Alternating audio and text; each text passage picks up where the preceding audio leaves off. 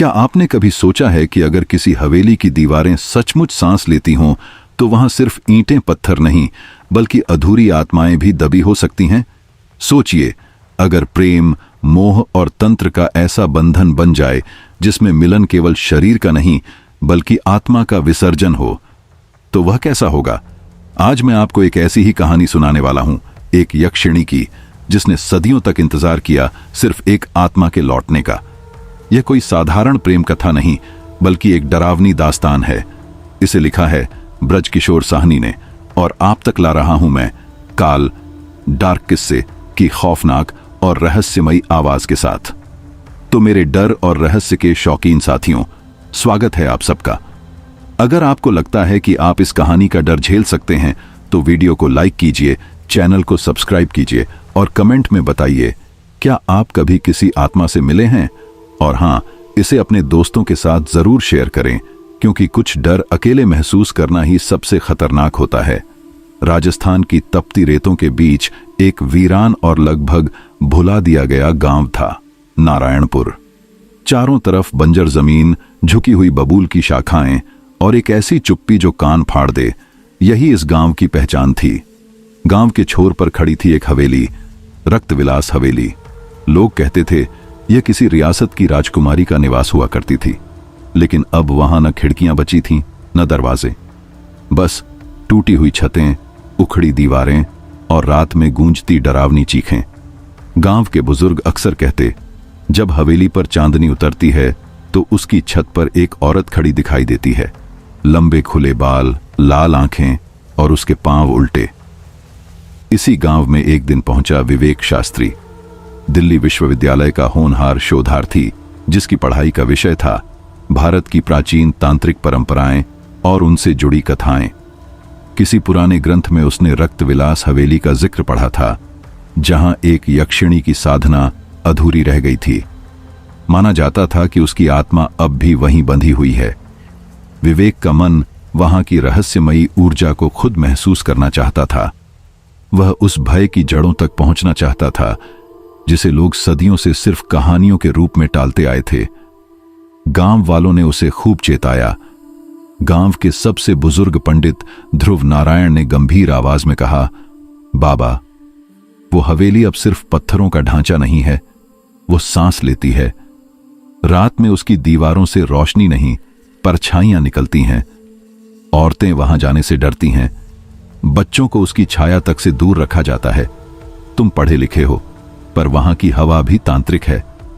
विवेक बस हल्की मुस्कान के साथ बोला, पंडित जी, डर तो लोगों की कहानियों में होता है, सच वहां छिपा है जहां कोई जाने की हिम्मत नहीं करता। पंडित ने गहरी सांस ली और चुप हो गए। अगली सुबह सूरज निकलते ही विवेक हवेली की ओर निकल पड़ा। पास से देखने पर हवेली और भी भयावह लग रही थी, जैसे दीवारें फुसफुसाकर कह रही हों, लौट जाओ। पेड़ों पर एक भी पक्षी नहीं था। हवेली के आंगन में धूल ऐसे उड़ रही थी जैसे कोई अभी अभी वहां से भागा हो। विवेक ने पहला कदम अंदर रखा और उसी पल एक ठंडी हवा उसकी देह से टकराई। यह ठंड सामान्य नहीं थी, सीधी उसकी हड्डियों तक जा रही थी। दीवारों पर उकेरे गए चित्र अब धुंधले हो चुके थे, लेकिन उनमें औरतों की आकृतियां साफ नजर आती थीं, कुछ देवी जैसी, मगर उनकी आंखें इंसानी नहीं थीं। मुख्य कक्ष में उसकी नजर एक पत्थर की प्रतिमा पर पड़ी। बाकी खंडहरों के विपरीत वह प्रतिमा बिल्कुल सुरक्षित और चमकदार थी। ऐसा लग रहा था जैसे वह उसे देख रही हो। विवेक खुद को रोक न पाया। उसने हाथ बढ़ाकर प्रतिमा को छुआ। तभी उसकी हथेली से होते हुए एक बिजली सी लहर पूरे शरीर में दौड़ गई। उसकी आंखें बंद हो गईं और उसे महसूस हुआ जैसे कोई स्त्री उसकी आत्मा में उतर आई हो। गर्म सांसें, गले में धीमी फुसफुसाहट और एक अनकही पुकार, ये सब मिलकर उसे कंपा गया। वह घबराकर पीछे हटा और जैसे तैसे गांव के अतिथि गृह लौट आया। रात गहराते ही उसके भीतर कुछ जागने लगा। तकिए के नीचे से अजीब सी खुशबू उठ रही थी, चंदन और रक्त की मिलीजुली गंध। उसने आंखें बंद की और तभी सपना आया। एक नग्न स्त्री, उसका शरीर धुएं सा था, आंखें जलती हुई। वह विवेक का नाम पुकार रही थी। वेक। उसकी आवाज में ऐसी गहराई थी मानो कोई सदियों की नींद से अब जागी हो। सुबह जब विवेक की आंख खुली तो सूरज की रोशनी भी उसे बदली हुई लगी। उसने अपनी डायरी उठाई और वहां कुछ लिखा हुआ था जो उसने खुद नहीं लिखा था। उसकी डायरी का पहला ही पन्ना खुला पड़ा था। उस पर कुछ लिखा था, वह जाग चुकी है। विवेक का गला सूख गया। ये वही डायरी थी जिसे उसने पिछली रात तकिए के नीचे रखी थी। उसने खुद कुछ नहीं लिखा था, इस बात का उसे पूरा यकीन था। उसकी उंगलियां कांप रही थीं जब उसने उसे पलटा। अक्षर साफ थे, जैसे किसी ने अभी अभी लिखे हों। भय और उलझन में वह सीधा पंडित ध्रुव नारायण के पास पहुंचा।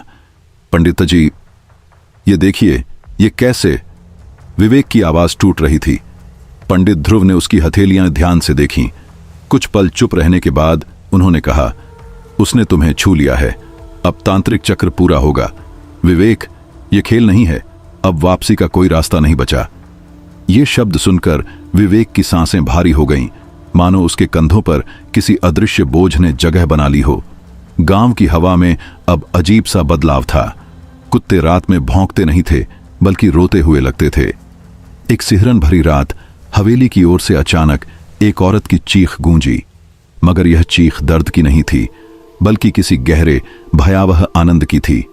विवेक के भीतर ठंडक दौड़ गई। उसने खुद से बुदबुदाया, यह शोध नहीं रहा, यह कुछ और है, कोई बुलावा, कोई रिश्ता जो देह से नहीं आत्मा से बंधा है।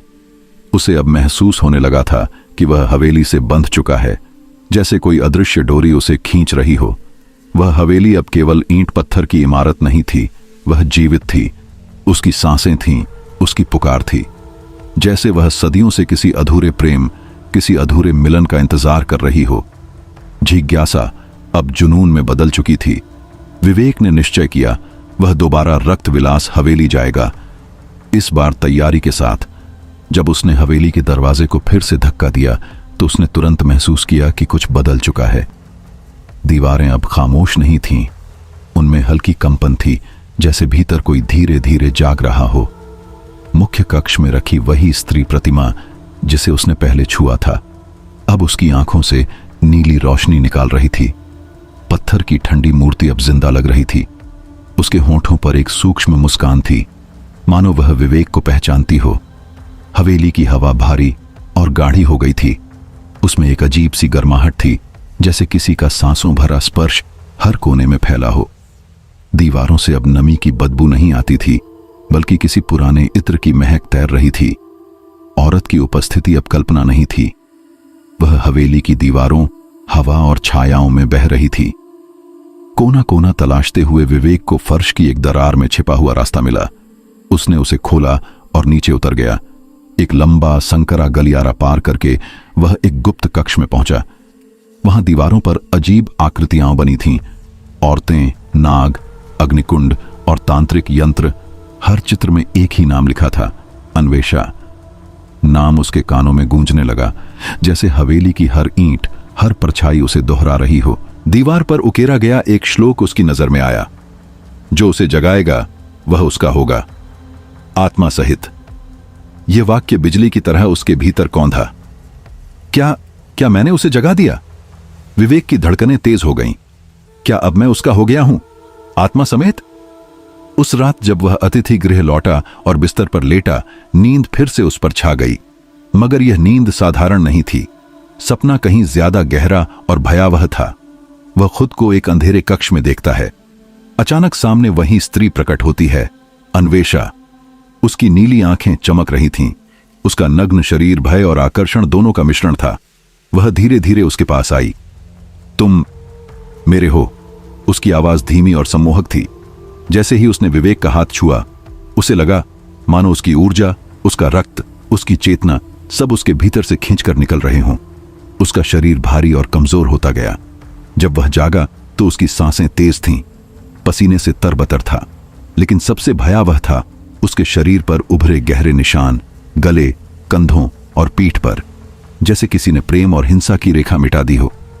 अब हर रात के सपने, हर सुबह की थकावट और नए उभरते निशान उसे केवल एक सच्चाई की ओर धकेल रहे थे। यह कोई साधारण आत्मा नहीं थी, यह यक्षिणी थी। वह न केवल जाग चुकी थी, बल्कि विवेक को माध्यम बनाकर अपने किसी अनकहे लक्ष्य की ओर बढ़ रही थी। उसकी डायरी, जो पहले केवल उसके ही शब्दों से भरी रहती थी, अब खुद ब खुद वाक्य उगलने लगी थी। विवेक ने अपनी आंखों से देखा, रक्त चढ़ेगा, द्वार खुलेगा और फिर वह पूर्ण होगी। ये शब्द उसके नहीं थे, कोई अदृश्य शक्ति लिख रही थी। उसके भीतर अब प्रेम, आकर्षण और भय सब एक साथ टकरा रहे थे। जिसे वह रहस्यमय प्रेम समझ रहा था, वह अब एक तांत्रिक अनुष्ठान था, एक साधना जिसमें उसका शरीर, उसकी आत्मा और शायद उसका जीवन किसी और की मुक्ति के लिए समर्पित होने वाला था। वह हवेली अब खंडहर नहीं रही थी, वह एक जागती हुई आत्मा का मंदिर थी। और विवेक अब केवल शोधकर्ता नहीं रहा, वह उस आत्मा की साधना का केंद्र बन चुका था। कहीं गहराई में उसे महसूस हो रहा था कि अब उसका जीवन उसके अपने हाथों में नहीं रहा।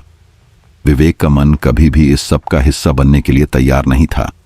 वह जानता था कि यह रास्ता खतरनाक है, मगर अब पीछे लौटना उसके लिए नामुमकिन हो चुका था। हवेली ने उसे चुन लिया था, जैसे कोई शिकार चुनता है। वह खंडहर अब सिर्फ ईंटों और पत्थरों का ढांचा नहीं रह गया था। धीरे धीरे वह जीवित होता जा रहा था, सांस लेता, पुकारता और भीतर कहीं ऐसी अग्नि जगाता जो बुझने वाली नहीं थी। एक रात विवेक फिर से उस हवेली के अंदर गया। दीवारें नमी से भरी थीं, छत से छूने की बूंदें टपक रही थीं और हर कदम पर पुराने लकड़ी के फर्श की कराह सुनाई देती थी। अंधेरे के बीच वह भटकता रहा और अचानक उसकी नजर हवेली के सबसे स्याह हिस्से में पड़े एक दरवाजे पर पड़ी। वह दरवाजा अजीब तरह से ठंडा था, जैसे उसके पीछे कोई दूसरी ही दुनिया छिपी हो। भारी सांस लेकर उसने दरवाजा खोला और सामने था एक रहस्यमयी कमरा। कमरा देखकर उसकी रगों में ठंडक दौड़ गई। फर्श पर तांत्रिक यंत्र उकेरा गया था। रेखाएं इतनी सटीक और गहरी थीं, मानो सदियों से किसी ने उन्हें संभाल कर रखा हो। विवेक ने जैसे ही उस पर कदम रखा, अचानक यंत्र खुद ब खुद जलने लगा। नीली और लाल लपटें उठने लगीं, मानो किसी अनदेखे यज्ञ की पहली आहुति दी गई हो।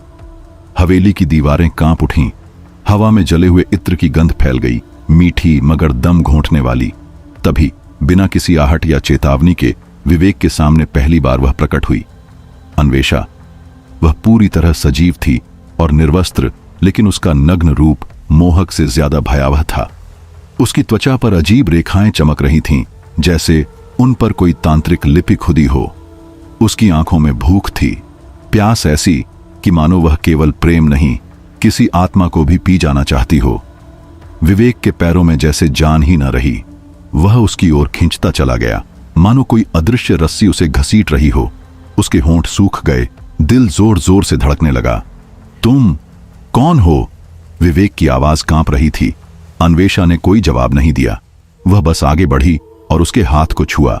उसका स्पर्श ठंडा नहीं बल्कि जलता हुआ था, जैसे बर्फ और आग दोनों उसकी नसों में उतर गए हों। अचानक उसने उसे धक्का देकर तांत्रिक मंडल के बीच गिरा दिया। फर्श पर रेखाएं चमकने लगीं, चारों ओर से ऊर्जा की धाराएं खींचकर उनके बीच सिमटने लगीं और वहीं उस मंडल के केंद्र में उनका मिलन हुआ। यह कोई सामान्य संबंध नहीं था, यह आत्मा और शरीर दोनों को तोड़ देने वाला अनुभव था। विवेक को लगा जैसे उसकी चेतना फटकर दो हिस्सों में बंट रही हो। एक हिस्सा रहस्यमय सुख में डूब रहा था, दूसरा किसी काले खिंचाव में डूबता जा रहा था। हवेली की दीवारों पर आकृतियां उभरने लगीं, मानव जैसी मगर विकृत, मानो सदियों से कैद आत्माएं बाहर झांक रही हों। हवा भारी हो गई, समय रुकता सा लगा। पूरी कायनात उस एक पल में सिमट आई थी। जब अगली सुबह विवेक ने आंखें खोलीं तो उसका शरीर टूट चुका था। उठने की कोशिश की तो हड्डियां जैसे चटकने लगीं, आंखें सूखी थीं, होंठ फटे हुए और सांस लेना तक मुश्किल हो गया था। मगर जो सबसे डरावनी बात थी, वह महसूस कर रहा था कि उसकी आत्मा अधूरी हो चुकी है, मानो कोई उसका हिस्सा खींच कर ले गया हो। अन्वेषा सामने खड़ी थी, मगर अब वह और भी तेजस्वी और भी प्रचंड लग रही थी। उसकी चमक इंसानी नहीं थी, जैसे कोई देवी या दानवी शक्ति। उसने पहली बार उससे सीधी बात की। उसकी आवाज गहरी, मोहक और भयावह थी। तुम मेरी अधूरी आत्मा हो विवेक, मुझे सिर्फ 7 रातें चाहिए, 7 बार हमारा मिलन, उसके बाद सब कुछ तुम्हारा होगा। ये देह, ये आत्मा, ये संसार, सब। उसकी आंखों में वादा भी था और खौफ भी। उसके बाद हवेली ने उसे दिन में नहीं बल्कि रात में भी सताना शुरू कर दिया। जब भी वह सोने की कोशिश करता, उसके सपने किसी और ही दुनिया में बदल जाते। कभी वह खुद को किसी झील में देखता जहां अन्वेषा जलपरी बनकर उसे बुला रही होती। कभी वह किसी तांत्रिक गुफा में फंस जाता जहां अन्वेषा नागिन बनकर उसके शरीर पर लिपट जाती, और कभी वह उसे स्वर्ण सिंहासन पर बैठी देवी के रूप में दिखती जो अग्नि की लपटों के बीच से गुजरने को कहती। वह समझने लगा कि यह सपने नहीं हैं, ये बुलावे हैं, अनुष्ठानिक बुलावे, और हर बार जब वह उनमें समर्पित होता, उसका शरीर और आत्मा थोड़ी और खोखली हो जाती। दिन बीतते गए और विवेक का चेहरा बदलने लगा। उसकी आंखों के नीचे गहरे काले घेरे पड़ गए। उसकी सांसें अब इंसानों जैसी नहीं रही थीं। जब वह बोलता तो उसकी आवाज में कंपन होता, जैसे कोई और उसके भीतर से बोल रहा हो। अब उसे समझ आ गया था कि यह कोई दिव्य प्रेम नहीं, कोई अलौकिक मोह नहीं, यह एक तांत्रिक अनुबंध है। उसने अनजाने में अपनी आत्मा गिरवी रख दी थी, एक देह के बदले अपनी स्वतंत्रता। हवेली ने उसे सिर्फ बुलाया नहीं था, बंधक बना लिया था। अब विवेक जान चुका था, वह सिर्फ शोधकर्ता या दर्शक नहीं रहा, वह उस तांत्रिक चक्र का हिस्सा बन चुका था जिसे 7 रातों में पूरा होना है।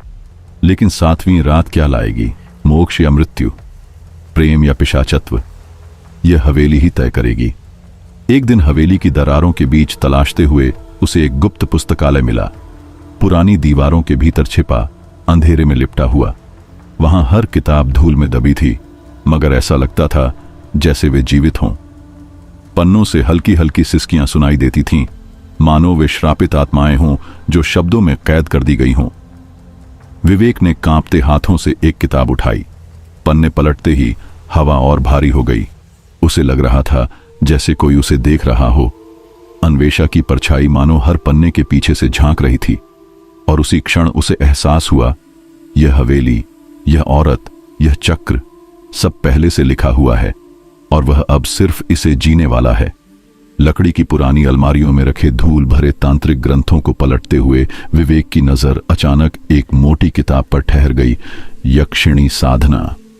उसके ठीक बगल में दूसरी किताब रखी थी, तंत्र का चक्र। विवेक ने सावधानी से उसे खोला। जैसे ही पहला पन्ना पलटा, उसमें से एक गर्म हवा का झोंका निकला। वह हवा साधारण नहीं थी, थरथराती, चेतावनी देती हुई। उसकी त्वचा सिहर उठी और उसकी सांसें भारी हो गईं। पन्नों पर लिखे शब्द उसके सामने मानो जीवित हो उठे थे। ग्रंथ में दर्ज था कि अन्वेषा कोई साधारण आत्मा नहीं थी, बल्कि सदियों पहले की एक तांत्रिक राजकुमारी जिसने दुर्लभ सिद्धियां प्राप्त कर ली थीं। लेकिन उसकी शक्ति किसी को मंजूर नहीं थी। रुद्र, एक क्रूर तांत्रिक, उससे प्रेम करता था और उसी के माध्यम से अमृतत्व चाहता था। जब अन्वेषा ने उसका प्रस्ताव ठुकरा दिया तो रुद्र ने उसे श्राप दिया, अधूरी आत्मा का श्राप, न पूरी तरह जीवित न पूरी तरह मृत। उसी श्राप के साथ वह रक्त विलास हवेली की दीवारों में कैद हो गई, अधूरी मगर जागृत। विवेक ने किताब बंद कर दी। उसके हाथ कांप रहे थे। यह सच्चाई अकेले सह पाना असंभव था। वह जानता था कि उसे किसी की मदद चाहिए। उसने अपने अतीत की एक छाया को पुकारा, संध्या वर्मा। वह कभी उसकी शोध सहयोगी थी और कभी उसकी प्रेमिका भी। संध्या तेज, तर्कशील और निडर स्वभाव की थी, लेकिन जैसे ही वह हवेली में दाखिल हुई, उसके चेहरे पर बेचैनी की परत चढ़ गई। धीरे से उसने फुसफुसाकर कहा, विवेक, यह हवेली सांस ले रही है, तुम सुन रहे हो? इसकी दीवारें बोल रही हैं, कोई हमें देख रहा है, सुन रहा है। विवेक ने गहरी सांस भरी। मुझे भी महसूस हो रहा है, यह सिर्फ आत्मा नहीं, यह कोई तांत्रिक चेतना है। दोनों ने हवेली की तहों को टटोलते हुए एक टूटा हुआ तांत्रिक यंत्र खोज निकाला। गोलाकार लोहे का पट्ट जिस पर रुद्र द्वारा अंकित यंत्र मंत्र उकेरे हुए थे। यह यंत्र कभी अन्वेषा की शक्ति को रोकने के लिए प्रयोग में लाया गया था, मगर अब टूट चुका था। उसकी दरारों से एक काली ऊर्जा रिस रही थी, जैसे कोई कैद से बाहर निकलने की कोशिश कर रहा हो। उस रात हवेली ने अपना असली चेहरा दिखा दिया। अंधेरा गहराते ही दीवारों से गाढ़ा लाल धुआं निकलने लगा। हवा झंझना उठी। ऐसा लग रहा था जैसे सैकड़ों फुसफुसाहटें एक साथ कानों में गूंज रही हों। तभी धुएं के बीच से अन्वेषा प्रकट हुई। उसका रूप पहले से कहीं अधिक भयावह था। उसकी आंखें नीली नहीं, रक्त सी लाल थीं। उसके बाल झूम नहीं रहे थे, बल्कि फुफकार रहे थे जैसे जीवित नाग। उसका चेहरा देवी जैसा भव्य था, मगर उसकी हंसी राक्षसी मोह से भरी। जैसे ही उसकी नजर संध्या पर पड़ी, उसका चेहरा विकृत हो गया। यह मेरी रात है, वह चीखी। तेरा यहां क्या काम? संध्या पीछे हट गई, लेकिन उसके कदम दृढ़ थे। अन्वेषा उसकी ओर बढ़ रही थी और उसके हर कदम से हवेली की नींव कांप रही थी। उसी पल हवेली की सभी पुरानी घड़ियां जो वर्षों से रुकी हुई थीं, अचानक उल्टी दिशा में चलने लगीं। समय ने जैसे अपनी दिशा भूल दी। दीवारों पर बने चित्र घूमने लगे, दरवाजे खुद ब खुद खुलने बंद होने लगे, हवा में तांत्रिक मंत्र गूंजने लगे, मगर कोई यह नहीं बता पा रहा था कि वह आवाजें कहां से आ रही थीं। अब यह सिर्फ एक रात नहीं थी, यह तंत्र, आत्मा और इच्छा का टकराव बन चुका था। संध्या और अन्वेषा, दो शक्तियां जिनका अतीत एक ही पुरुष से जुड़ा था, अब आमने सामने थीं। और हवेली अब केवल जगह नहीं थी, वह भी एक जीवित पात्र थी। हर कोना, हर दरार, हर छाया द्वंद्व की तैयारी में थरथरा रही थी। विवेक के चारों ओर की दुनिया अपने नियम तोड़ रही थी। तर्क, समय, संबंध, सब कुछ बिखर रहा था। वह समझ गया था कि अब उसकी रातें नींद में नहीं, बल्कि खौफ और मोह के बीच गुजरेंगी। और उसी रात, जब हवेली के बाहर गरज के साथ हवाएं तेज हो रही थीं, विवेक ने एक सपना देखा। पर वह सपना नहीं था, वह चेतावनी थी। विवेक ने खुद को एक प्राचीन, टूटा फूटा तांत्रिक मंदिर में खड़ा पाया। चारों ओर घना अंधकार था, बीच में अग्निकुंड जल रहा था। उस अग्नि के सामने खड़ा था एक भयंकर चेहरा, जलती हुई आंखें, उलझे बाल और भस्म से ढका शरीर। रुद्र, वह तांत्रिक जिसने अन्वेषा को श्रापित किया था। उसकी आंखें विवेक की आत्मा तक उतर रही थीं, उसकी आवाज भीतर तक कांप रही थी। अन्वेषा मेरी थी, है और रहेगी। उसे जगाया तूने है, अब फैसला तुझे करना होगा। या तो उसे मुक्त कर या मरने को तैयार हो जा। इतना कहकर रुद्र की परछाई आग में समा गई, मगर उसकी आवाज विवेक के कानों में गूंजती रही। सुबह जब विवेक घबराकर उठा, संध्या पहले से उसके पास बैठी थी। उसकी आंखों में चिंता साफ थी। अब ज्यादा समय नहीं है विवेक, उसने धीमे स्वर में कहा। 7वां मिलन जैसे ही पूरा हुआ, तुम्हारी आत्मा हमेशा के लिए उसके भीतर कैद हो जाएगी। तुम उसका हिस्सा बन जाओगे, लेकिन खुद को खो दोगे। विवेक चुप रहा। उसके भीतर दो विपरीत शक्तियां टकरा रही थीं। एक ओर प्रेम, आकर्षण और मोह का गहरा समर्पण, दूसरी ओर चेतना, अस्तित्व और मुक्ति की पुकार। क्या वह किसी आत्मा की पूर्णता का माध्यम बनकर उसकी गुलामी स्वीकार करेगा, या खुद को बलिदान कर उसे मुक्त करेगा? वह अंतिम निर्णय की दहलीज पर खड़ा था। हवेली सांस ले रही थी और समय उसका इंतजार कर रहा था। विवेक को अब हवेली पहले से कहीं ज्यादा जीवित लगने लगी थी। उसकी दीवारों पर हल्की हल्की धड़कनें महसूस होती, मानो वे सांस ले रही हों। वह दीवारों पर हाथ रखता तो जैसे कोई गर्माहट उसके भीतर उतर जाती। समय भी यहां अजीब तरह से ठहर गया था। दिन रात का फर्क मिट चुका था। हर सुबह वही गंध, वही परछाई, वही तांत्रिक तरंगें, सब कुछ एक ही लूप में बार बार दोहराया जाता। विवेक को लगने लगा था कि वह किसी और जन्म का हिस्सा जी रहा है। यह कोई संयोग नहीं था, बल्कि किसी अधूरे चक्र का दोहराव था। शायद वह खुद ही कभी रुद्र या किसी आत्मा के रूप में इस कहानी का हिस्सा रह चुका हो। उसके भीतर एक सवाल लगातार गूंज रहा था। क्या यह मोह सिर्फ आज का है या जन्मों से चला आ रहा है? क्या यह प्रेम है या कोई श्राप जो उसे घसीटकर यहां तक ले आया है? उसे लगने लगा था कि अब या तो यह मोह पूरा होगा या उसे सब कुछ खोना पड़ेगा। एक बार फिर वह तहखाने में गया। भीतर जाते ही उसकी सांसें भारी हो गईं। दीवारों पर पहले से भी ज्यादा तांत्रिक चिन्ह चमक रहे थे। हल्की लाल आभा फैलती हुई, जैसे दीवारें उसके लिए किसी संदेश की प्रतीक्षा कर रही हों। तभी उसने देखा, एक कोना ऐसा था जहां कोई निशान नहीं था। उत्सुकता से उसने हाथ रखा। तुरंत वहां एक रहस्यमय तांत्रिक संदेश उभर आया। 7वां मिलन, या तो मोक्ष देगा या मृत्यु, निर्णय तुम्हारा।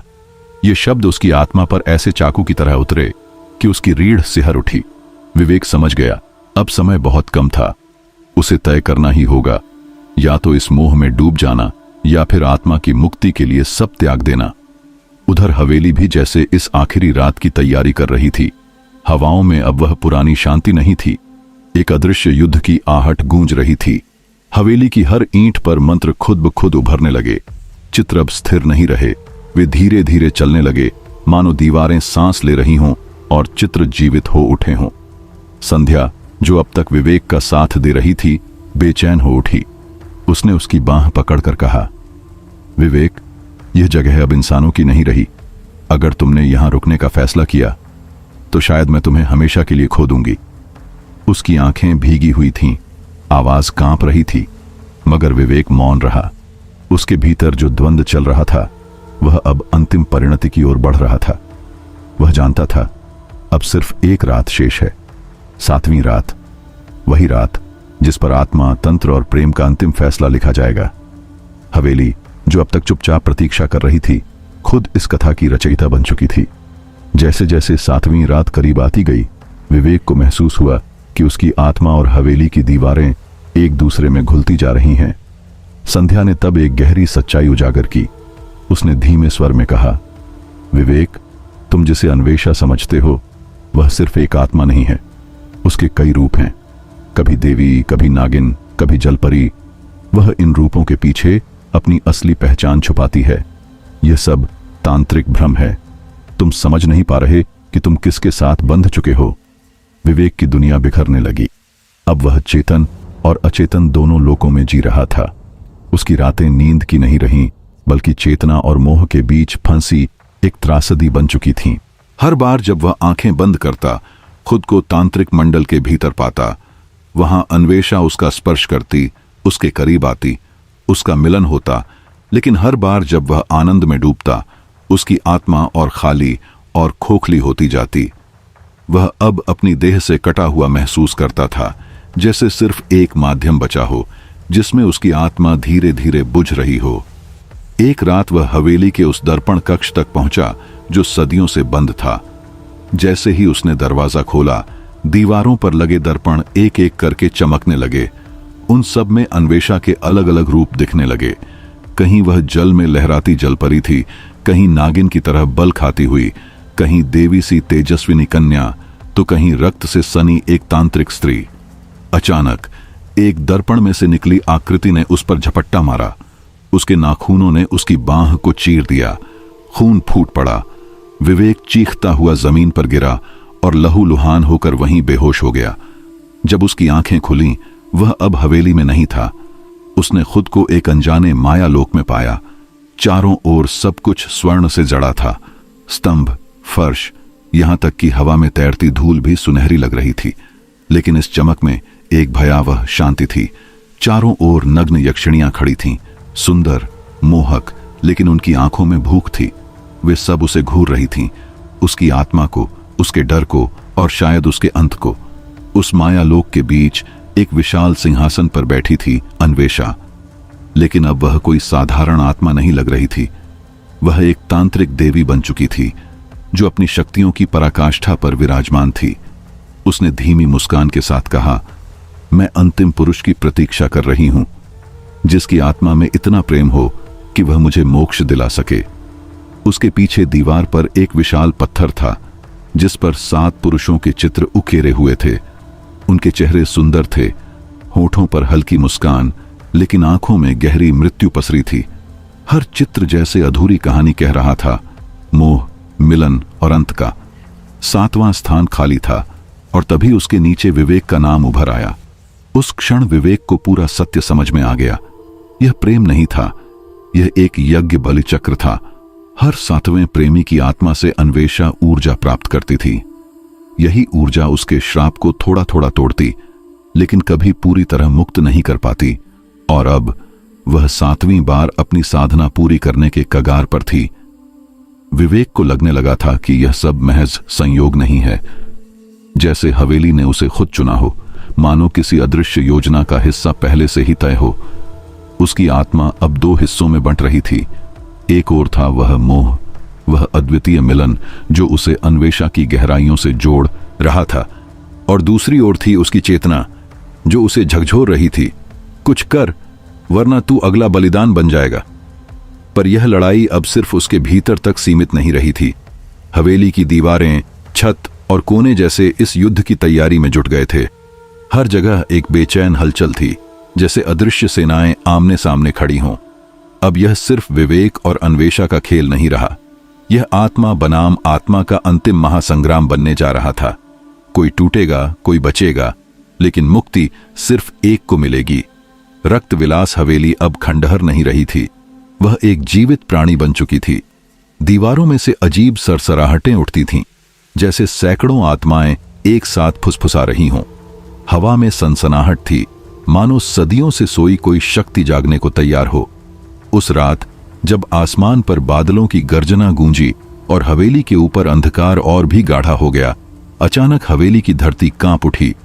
दरवाजे अपने आप चरमरा उठे, झाड़ फानूस बेकाबू होकर हिलने लगे और तभी एक परछाई भीतर उतरी। रुद्र प्रताप, वही श्रापदाता तांत्रिक जिसने कभी अन्वेषा को बंधन में बांधा था। जैसे ही उसके कदम हवेली की दहलीज पर पड़े, पूरा भवन हिलने लगा। दीवारों में दरारें पड़ गईं, चित्रों के फ्रेम झूलने लगे और हवा का दबाव इतना बढ़ गया कि लगता था जैसे पूरी हवेली सांस ले रही हो। रुद्र की उपस्थिति ने भीतर भय और विद्रोह दोनों भर दिए। उसकी आंखों में वही पुरानी आग थी। उसने ठंडी आवाज में कहा, अब फिर से सब वैसा ही होगा, वही तंत्र, वही साधना, अन्वेषा फिर मेरी होगी। हवेली के बीचों बीच उसने एक नया तांत्रिक यंत्र बनाना शुरू किया। उसने चूर्ण, राख और रक्त से एक मंडल रचा। उसके चारों ओर हड्डियों की माला रख दी गई। हर हड्डी जैसे किसी आत्मा का बोझ समेटे थी। वह मंत्रोच्चारण करने लगा। आवाज भारी और डरावनी थी। उसकी नजर अब सिर्फ एक लक्ष्य पर थी, अन्वेषा को दोबारा कैद करना, ताकि वह फिर उसकी दासी बन जाए। उधर संध्या, जो विवेक के साथ डर और चेतावनी के बीच खड़ी थी, ऊपर हवेली की छत तक पहुंची। वहां उसे एक पुराना यज्ञ कुंड मिला। काले कालिक से ढकी दीवारों पर तांत्रिक लिपि उकेरी थी। सिर्फ सच्चा प्रेम ही आत्मा को मोक्ष दे सकता है, नहीं तो वह पिशाचिनी बन जाती है। संध्या की आंखें फैल गईं। उसने धीरे से फुसफुसाया, विवेक, इसका मतलब अन्वेषा को बचाने के लिए कोई बलिदान नहीं चाहिए, बल्कि प्रेम चाहिए, सच्चा प्रेम। नीचे हवेली के केंद्र में अब रुद्र और विवेक आमने सामने खड़े थे। रुद्र की आंखों में तांत्रिक अग्नि थी, जबकि विवेक की आंखों में दर्द, समर्पण और प्रेम का अडिग भाव। रुद्र हंसा और बोला, तू सोचता है तेरा प्रेम उसे छुड़ा सकता है? तू सिर्फ एक साधन है। विवेक एक जिंदा बलि। उससे मैं फिर से उसे अपने अधीन कर लूंगा। वह शक्ति मेरी है। विवेक ने उसकी आंखों में सीधा देखा। पहली बार उसके स्वर में डर नहीं था। नहीं रुद्र, तूने उसे कभी चाहा ही नहीं। तेरे लिए वह सिर्फ शक्ति थी। तूने उसे साधना के नाम पर कैद किया। लेकिन प्रेम सिर्फ पाने का नाम नहीं है, यह छोड़ देने का नाम भी है। मेरा प्रेम उसके लिए त्याग है, बंधन नहीं। अन्वेषा की छवि अचानक बीच में कांपती हुई सी दिखाई दी। उसका चेहरा उलझन में था। एक ओर रुद्र के मंत्र और तंत्र का खिंचाव, दूसरी ओर विवेक का सच्चा प्रेम। उसकी आंखों में पहली बार असमंजस और पीड़ा झलक रही थी। तभी हवेली का अंतिम रूप सामने आने लगा। दीवारों से काली धुंध रिसने लगी, जमीन से लाल रोशनी फूटने लगी। आत्माएं एक एक कर जाग उठीं। कोई चीख रही थी, कोई तड़प रही थी, कोई छत पर उड़ रही थी। हवेली का हर कोना अब युद्ध भूमि बन चुका था। आत्मा और तंत्र, मोह और मुक्ति, प्रेम और पिशाचत्व का युद्ध। संध्या ऊपर दौड़ते हुए एक गुप्त दरार के पीछे पहुंची। वहां उसे धूल, मकड़ी के जाले और राख के बीच एक पुराना अभिलेख दबा मिला। कांपते हाथों से उसने उसे खोला और पढ़ा। उसके दिल की धड़कन थम गई। उसमें राजकुमारी अविरा की कथा थी, वही अविरा जो बाद में अन्वेषा बनी। अविरा कोई साधारण स्त्री नहीं थी, वह दिव्य शक्तियों से युक्त एक राजकुमारी थी। रुद्र ने प्रेम का छल करके उसे तांत्रिक बलि में बदल डाला और यक्षिणी बना दिया। लेकिन सबसे बड़ा रहस्य यह था, उस अभिलेख में वीर अरिंदम का भी उल्लेख था, वही जो अविरा का सच्चा प्रेम था। रुद्र ने उसकी ईर्ष्या में अरिंदम को भी हवेली के मंडल में बलि चढ़ा दिया था। उसकी पहचान उसके गले पर तलवार का गहरा निशान था। संध्या के हाथ कांप उठे। उसने विवेक की ओर देखा और उसकी सांस थम गई। विवेक के गले पर भी वैसा ही तलवार का निशान उभर चुका था। हवेली के गुप्त कक्ष में दीवारों पर एक अजीब सी हलचल फैल गई थी। उन पर उभरती आकृतियां अब स्पष्ट होने लगी थीं। उनमें से एक आकृति अरिंदम के बलिदान का प्रतीक थी। विवेक ने जैसे ही उसे देखा, उसके भीतर कुछ टूट सा गया। उसके मन ने उसी क्षण स्वीकार कर लिया कि यह कोई साधारण संयोग नहीं था। अन्वेषा ने उसे पहली मुलाकात में पहचान लिया था, क्योंकि वह अरिंदम का ही पुनर्जन्म था। जो कुछ अब तक घटा था वह किसी संयोग का परिणाम नहीं, बल्कि अधूरी पड़ी एक पुनर्जन्म की कथा थी, जो अब अपने अंतिम मोड़ की ओर बढ़ रही थी। विवेक ने अपने भीतर उठते डर और बेचैनी को महसूस किया, लेकिन उस डर के पीछे एक गहरी शांति भी थी।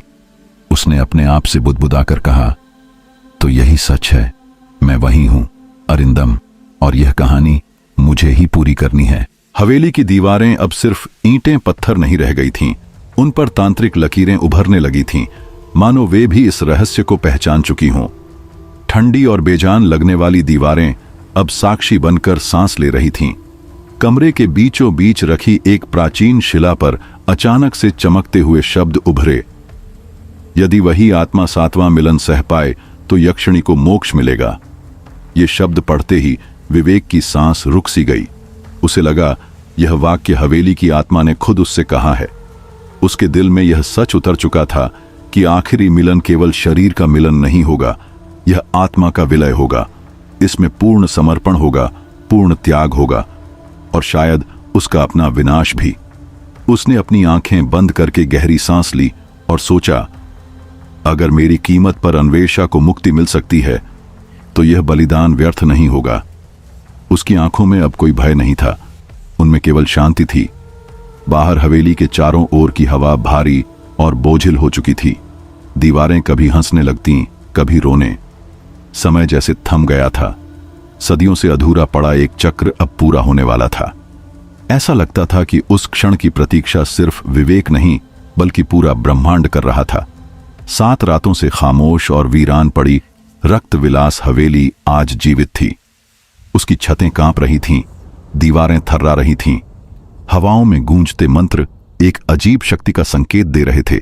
यह 7वीं रात थी, वह रात जब प्रेम, मोह, तंत्र और आत्मा या तो पूर्ण होंगे या नष्ट। चारों ओर धुआं, राख और लालिमा की अजीब रोशनी फैली थी, मानो हवेली के भीतर बंद तिलिस्म अब फटकर बाहर आना चाहता हो। अचानक विवेक खुद को फिर से दर्पण कक्ष में खड़ा पाता है, लेकिन यह कक्ष पहले से कहीं अधिक भयावह था। दीवारों पर लगे दर्पणों में अब उसका प्रतिबिंब नहीं दिख रहा था, उनमें उसकी आत्मा की परछाइयां थीं। हर परछाई एक अलग संघर्ष की झलक दिखा रही थी। एक परछाई में वह रुद्र के आगे झुका हुआ दिखता, दूसरी परछाई में वह अन्वेषा को छोड़े बिना हवेली में समा जाता, और एक दर्पण में उसकी मृत्यु अन्वेषा की बाहों में होती नजर आती। विवेक ने कांपते हुए कहा, तो यही मेरा अंत है, या यह सब मेरे चुनाव पर निर्भर करता है? तभी दर्पणों से अन्वेषा के कई रूप उभर आए। कोई रूप देवी की तरह शांत और दिव्य था, कोई नागिन की तरह बल खा रहा था, तो कोई पिशाचिनी की तरह भयावह। एक रूप अचानक उस पर झपटा। विवेक का दिल जोर से धड़कने लगा, लेकिन इस बार वह भागा नहीं। उसने आंखें बंद नहीं की। उसने दृढ़ता से उन रूपों को देखा और कहा, मैं तुम्हारा हूं, हर जन्म में, हर रूप में। उसी क्षण एक अदृश्य शक्ति ने उसे खींच लिया। वह मायालोक में पहुंच गया, वह जगह जहां आत्माएं जन्मों की कहानियां और प्रेम का अंतहीन तिलिस्म जीती थीं। यहीं उनका मिलन हुआ। यह कोई देह का स्पर्श नहीं था, यह आत्मा का समर्पण था। ऐसा मिलन जिसने जन्मों का बंधन तोड़ा और श्राप को हिला दिया। हवेली की आत्माएं इस मिलन से उग्र हो उठीं। कुछ दीवारों से चीखने लगीं, कुछ हवा में तड़पने लगीं, पत्थर तक कांपने लगे। यह प्रेम मानो किसी वर्जित तिलिस्म को तोड़ रहा था। बाहर खड़ी संध्या यह सब देखकर कांप उठी। उसने हवेली के भीतर विवेक की आंखों को देखा। उनमें अब कभी नीली चमक होती, कभी लाल ज्वाला। वह अब इंसान नहीं लग रहा था। ऐसा लगता था जैसे हवेली की शक्ति उसके भीतर समा गई हो, या फिर वह खुद हवेली बन गया हो। जब विवेक ने बाहर निकलने की कोशिश की, हवेली के दरवाजे अचानक आग की लपटों में घिर गए। आग फैलने लगी। हवेली उसे छोड़ना नहीं चाहती थी। वह अब उसकी आत्मा, उसका प्रेम, उसका त्याग सब अपने भीतर समेट चुकी थी। रात के अंतिम पहर में जब चारों ओर अचानक शांति छा गई, विवेक के हाथों में एक नया चिन्ह उभर आया। वह त्रिकोणाकार यंत्र था जिसके भीतर दो आत्माएं लिपटी हुई थीं और बीच में एक दीपक जल रहा था। यह किसी साधारण प्रेम कथा का अंत नहीं था, यह तांत्रिक मोक्ष का द्वार बन चुका था। हवेली अब शांत थी, लेकिन उसकी ईंटों में एक नई कहानी दर्ज हो चुकी थी, एक ऐसी कहानी जो आने वाली सदियों तक गूंजती रहेगी। विवेक ने महसूस किया कि वह अब दो आत्माओं के बीच बंट चुका है।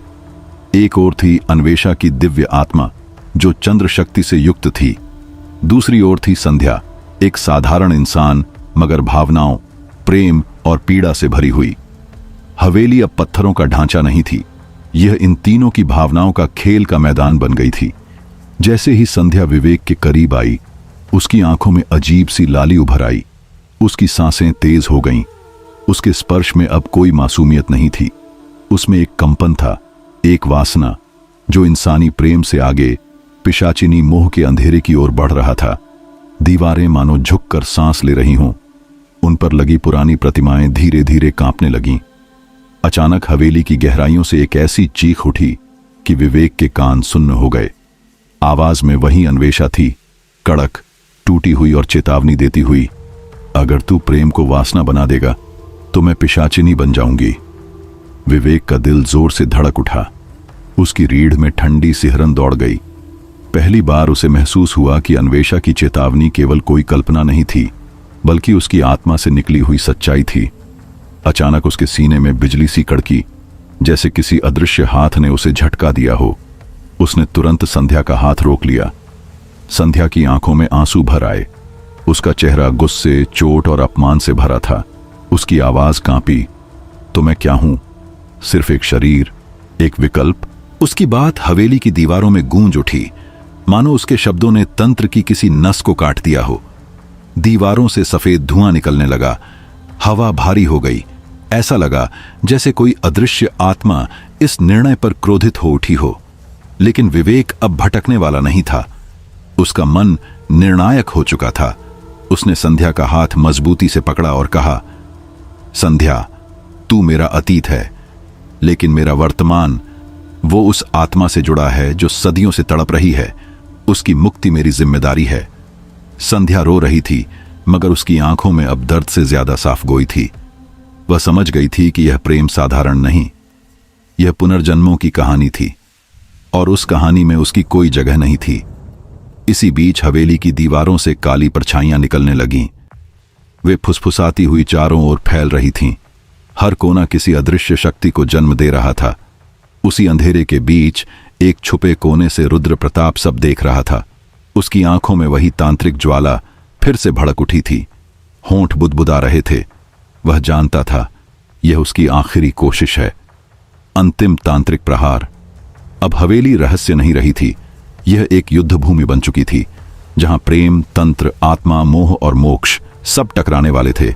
सब कुछ उस अंतिम यज्ञ की ओर बढ़ रहा था, जहां या तो प्रेम जल जाएगा या उससे मोक्ष जन्म लेगा। रात का आकाश रक्तिम था। पूर्णिमा का चांद लाल रोशनी बिखेर रहा था, मानो हवेली के काले रहस्यों को उजागर करने आया हो। हवेली की हवाओं में एक अनजाना भय तैर रहा था। उसी भय के बीच रुद्र प्रताप अपने सबसे विनाशकारी प्रयोग की तैयारी कर रहा था। उसने हवेली के सबसे भीतरी कक्ष में रक्तचक्र तंत्र मंडल स्थापित किया। यह ऐसा यंत्र था जो आत्मा को आत्मा से अलग कर सकता था। मंडल के बीच अब अन्वेषा की आत्मा बंधी थी और चारों ओर मंत्र, राख, रक्त और शापित प्रतीकों की माला बिछी थी। जैसे ही अनुष्ठान शुरू हुआ, हवेली के भीतर से विलाप फूट पड़ा। दीवारें फटने लगीं, जमीन दरकने लगी। हवा में एक पुरानी जली हुई भाषा गूंज उठी, जिसे केवल प्राचीन आत्माएं समझ सकती थीं। मंत्रों की भीषणता ने अन्वेषा की आत्मा को विवेक से जबरन अलग कर दिया। वह क्षण इतना भयानक था कि हवेली की नींव कांप गई। छत से टूटे शिलालेख गिरकर चकनाचूर हो गए। विवेक, जो अन्वेषा से आत्मिक रूप से बंधा था, अचानक अंधकार में डूब गया। उसकी आंखें धुंधली पड़ गईं, शरीर से जीवन की रोशनी खींच ली गई। वह अब बस एक खाली देह रह गया था, बिना आत्मा, बिना उद्देश्य। हवेली में परछाइयां कूदने उछलने लगीं। आत्माएं दीवारों से झांक रही थीं। कुछ उसे पहचानती थीं, कुछ उस पर हंस रही थीं और कुछ उसकी रक्षा करने की कोशिश कर रही थीं। मगर रुद्र अब पागलपन में उतर चुका था। उसकी आंखों में सत्ता की भूख थी। उसके मंत्र हवेली को निगलने लगे थे। उधर संध्या, जो विवेक को छोड़कर चली गई थी, अचानक किसी अज्ञात पुकार से जाग उठी। उसकी आत्मा को लगा कि कोई उसे पुकार रहा है। भय और मोह की अजीब लहर में वह फिर हवेली की ओर दौड़ी। जब वह हवेली के पास पहुंची तो वहां राख जल रही थी। चारों ओर तांत्रिक ऊर्जा की लपटें उठ रही थीं। भीतर भागते ही उसने अंधेरे में विवेक का शरीर देखा। वह जमीन पर पड़ा था, निर्जीव मगर गर्म, जैसे आत्मा कहीं पास ही अटकी हो। संध्या की आंखों से आंसू रुकने का नाम नहीं ले रहे थे। उसी पल उसने समझा, यह प्रेम नहीं, यह एक अधूरी आत्मा की रक्षा का दायित्व है। तभी हवेली की एक पुरानी दीवार टूट गई। उसके भीतर से एक यंत्र बाहर गिरा। वह वही था जिससे रुद्र अपनी शक्ति खींचता था, जिसे उसने सदियों से छुपाकर रखा था ताकि कोई उसे कभी न तोड़ सके। संध्या की आंखों से अब डर गायब था। उनमें केवल निष्ठा और प्रतिशोध था। उसने समझ लिया, यह युद्ध मंत्रों का नहीं रहा, यह युद्ध बलिदान और आत्मसमर्पण का है। अब वह सिर्फ सहायक पात्र नहीं रही थी, वह भाग्य बदलने वाली नारी बनने को तैयार थी। हवेली की आत्माएं अब उसे देखने लगीं। कुछ उसे स्वीकार कर रही थीं, कुछ उसे मार्ग दिखा रही थीं, और संध्या ने मन ही मन निर्णय ले लिया। वह जानती थी कि अब उसके सामने बस एक ही रास्ता था, इस तिलिस्मी युद्ध का रुख मोड़ना, चाहे इसके लिए उसे अपनी पूरी सत्ता क्यों न मिटा दे। हवेली की हवा अचानक बदलने लगी थी। पहले जो सड़ांध और रक्त की गंध से भरी थी, अब उसमें बलिदान की कसक मिल गई थी। ये वह क्षण था जहां आत्मा से आत्मा का विच्छेदन कोई साधारण प्रयोग नहीं, बल्कि युद्ध की असली चिंगारी बन चुका था। और उस चिंगारी को बुझाने या भड़काने का अधिकार अब संध्या के हाथ में था। रक्त विलास हवेली के बीचों बीच रुद्र प्रताप ने एक नया यज्ञ कुंड तैयार कर लिया था। उसकी आकृति भयावह थी। चारों ओर खींचे गए लाल रंग के चक्र, काले धुएं की परतें और बीच में जलती अग्नि जिसकी लपटें मानो आसमान को छूना चाहती थीं। यह कोई सामान्य यज्ञ नहीं था, यह वह अनुष्ठान था जो किसी आत्मा को काम पिशाचिनी में बदल सकता था। अन्वेषा की आत्मा अब तंत्र के धागों में उलझी हुई थी। वे धागे जलती हुई अग्नि के चारों ओर फड़क रहे थे और हर झोंके के साथ उसकी आत्मा को और कसते जा रहे थे। उसका चेहरा पीड़ा से तड़प रहा था। उसकी चीखें इतनी तीव्र थीं कि हवेली की दीवारें भी कांप उठीं। फर्श पर दरारें उभर आईं। हवा तपते धुएं में बदलने लगी। इन्हीं भयावह क्षणों में विवेक की आंखें धीरे धीरे खुलीं, लेकिन उसका चेहरा अब वैसा नहीं था। उसकी आंखों में एक अजीब सा द्वंद्व था, एक तरफ प्रेम की ललक और दूसरी तरफ रक्त की भूख। वह जाग चुका था, लेकिन उसके भीतर दो स्वर गूंज रहे थे। एक स्वर अन्वेषा को बचाना चाहता था, दूसरा स्वर उसे छीन लेना चाहता था। तभी हवेली का प्राचीन फर्श भयानक गर्जना के साथ फटा और उसके भीतर से वे आत्माएं निकल पड़ीं जो सदियों पहले रुद्र की सेवा में बलिदान हुई थीं। उनके काले धुएं से भरे शरीर मंत्रों की जंजीरों में बंधे थे और वे सीधे रुद्र की शक्ति को बढ़ाने लगीं। हवेली के आकाश में काली परछाइयां मंडराने लगीं। संध्या यह सब देख रही थी। उसकी सांसें तेज हो गईं। वह समझ चुकी थी कि अगर विवेक हार गया तो अन्वेषा पिशाचिनी बन जाएगी और हवेली एक शाश्वत नरक में बदल जाएगी। उसके भीतर एक ही विचार बार बार लौट रहा था, अगर उसे बचाना है तो मुझे देना होगा। उसने अपने दोनों हाथ कांपते हुए यज्ञ कुंड की ओर फैलाए और बुदबुदाई, अगर यही अंत है तो यह मेरा भी हो। उसका संकल्प दृढ़ था। यह बलिदान कोई साधारण त्याग नहीं था, बल्कि प्रेम, पीड़ा और चेतना की अंतिम आहुति थी। रात अपने तीसरे पहर में पहुंच चुकी थी। हवेली अब युद्ध भूमि बन गई थी। हर ओर मंत्रों की गूंज, रक्त की धाराएं, अग्नि की लपटें और आत्माओं की चीखें मिलकर एक तांत्रिक विस्फोट रच रही थीं। रुद्र की काली शक्ति हवेली की दीवारों से गरज रही थी। उसकी आवाज पत्थरों को चीरती हुई गूंज रही थी। उसके हाथों से निकली ऊर्जा से हवेली हिल उठी। इसी बीच संध्या ने अपनी आंखें बंद कीं और गहरी सांस भरते हुए खुद को अग्नि में अर्पित कर दिया। उसका शरीर लपटों में समा गया, मगर आत्मा सीधी अन्वेषा की आत्मा में उतर गई। वह क्षण अद्भुत था। तंत्र की शुद्धता, बलिदान की दिव्यता और प्रेम की पवित्रता सब एक साथ हवेली में बहने लगे। हवेली के भीतर अचानक एक शुद्ध प्रेम की लहर दौड़ी। वह लहर रुद्र की काली शक्ति से टकराई और धीरे धीरे उसके मंत्रों के जाल को तोड़ने लगी। परछाइयां चीखने लगीं, यंत्र जलने लगे। हवेली की आत्माएं जो सदियों से बंधी थीं, पहली बार शांत होने लगीं। अब हवेली में सिर्फ एक ही ऊर्जा बची थी, प्रेम, त्याग और मोक्ष की। हवेली पहली बार रोई नहीं, मुस्कुराई थी, और उस मुस्कान के पीछे था संध्या का बलिदान, जिसने राक्षसी तंत्र को राख में बदल दिया। जैसे ही संध्या की आत्मा की ऊर्जा अन्वेषा तक पहुंची, हवेली की हवा बदल गई। अब वहां रक्त की बू नहीं थी, बल्कि एक ठंडी शीतल आभा चारों ओर फैलने लगी। अन्वेषा की आत्मा, जो अब तक तंत्र के बंधन में तड़प रही थी, उस दिव्य स्पर्श से जाग उठी। उसकी आंखें धीरे धीरे खुलीं। उनमें अब राक्षसी ज्वाला नहीं थी, बल्कि एक शुद्ध और निस्वार्थ प्रेम की चमक थी। वह अब पिशाचिनी नहीं रही, वह प्रेम से पवित्र यक्षिणी बन चुकी थी। उसकी उपस्थिति से हवेली की दीवारें भी कांपना छोड़ शांत होने लगीं। जैसे ही वह जागी, हवेली की आत्माओं ने कराहते हुए लंबी राहत की सांस ली। सदियों की यातना जैसे किसी ने पहली बार सहलाकर मिटा दी हो। रुद्र, जो अपनी अजय शक्ति पर अभिमान करता था, पहली बार डर गया। उसने देखा उसकी शक्ति बिखर रही है, उसके मंत्र अधूरे पड़ने लगे हैं, उसके चारों ओर बनी तांत्रिक दीवारें खुद टूट रही हैं।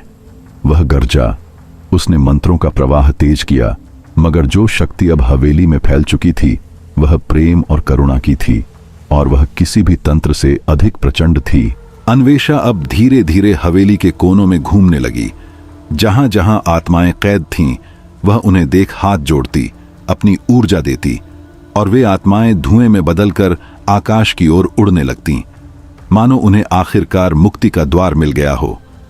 इसी दौरान विवेक, जो अब तक खुद को अधूरा महसूस कर रहा था, जैसे किसी अदृश्य डोर से खींचने लगा।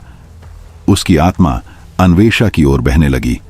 उनके बीच कोई शब्द नहीं थे, कोई स्पर्श नहीं था, फिर भी ऐसा लग रहा था जैसे किसी पूर्व जन्म की प्रतिज्ञा पूरी हो रही हो। हवेली की हवा में अब एक अजीब सा संगीत तैर रहा था, न तंत्र का, न युद्ध का, सिर्फ प्रेम और मुक्ति का।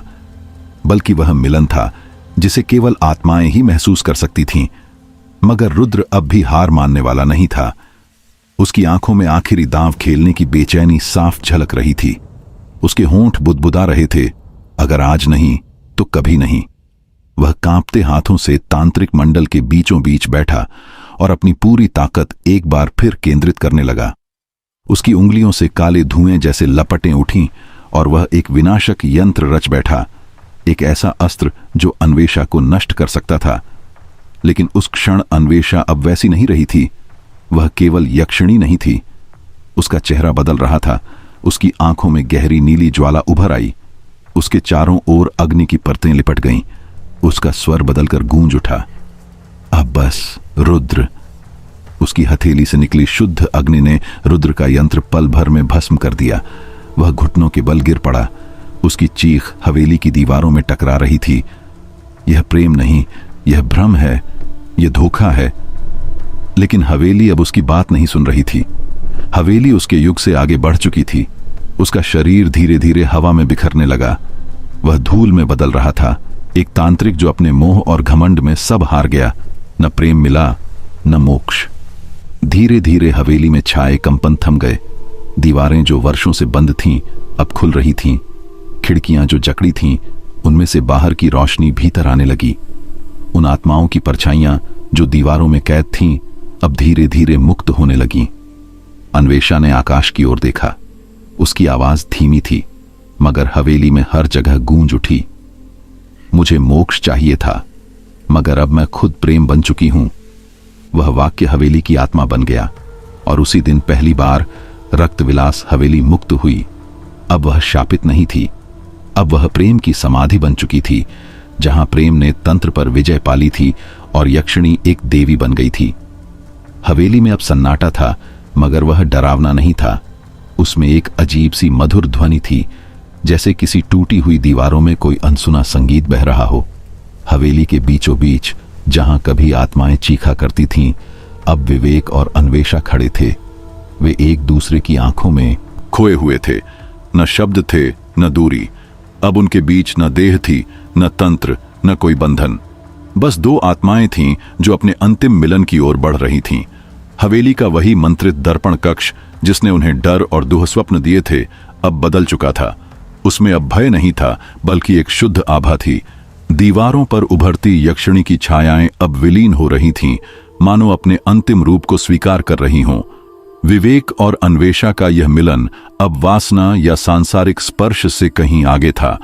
यह आत्माओं का संगम था, जैसे शरीर घुलकर शुद्ध चेतना ब्रह्म में मिल जाती है। और जैसे ही उनका आत्मिक मिलन पूरा हुआ, हवेली की दीवारें फिर से कांपने लगीं, पुरानी ईंटें टूटने लगीं, लकड़ी के दरवाजे चरमरा कर बिखर गए, तंत्र की सारी जंजीरें एक एक कर टूट रही थीं। वह हवेली जो कभी जीवन निगलती थी, अब मुक्ति की जगह बन चुकी थी।